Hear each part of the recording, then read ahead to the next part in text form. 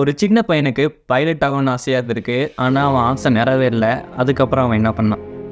இந்த சின்ன பையன் பார்த்தீங்கன்னா ராமேஸ்வரத்தில் ஒரு ஏழ்மையான குடும்பத்தில் பிறகுறான். எந்த அளவுக்கு ஏழ்மைன்னு பார்த்தீங்கன்னா, இவன் சின்ன பையனாக இருக்கும்போதே அவங்க வீட்டில் குடும்ப கஷ்டத்தினால பேப்பர் போகிற பையனாக போய்கிட்டு இருக்கான். தினமும் காலையில் பார்த்தீங்கன்னா பேப்பர் போடுவான், நல்லா படிக்கவும் செய்வான் அந்த பையன். அப்படியே கொஞ்சம் நாட்கள் போகுது, நல்லா படிச்சும் முடிக்கிறான். அவன் ஆசைப்பட்ட மாதிரியே பார்த்தீங்கன்னா பைலட் எக்ஸாம் எழுதுறான். அவன் நினச்சிக்கிட்டு இருந்தான் நம்ம ஒரு பைலட் ஆயிடுவான் அப்படின்னு.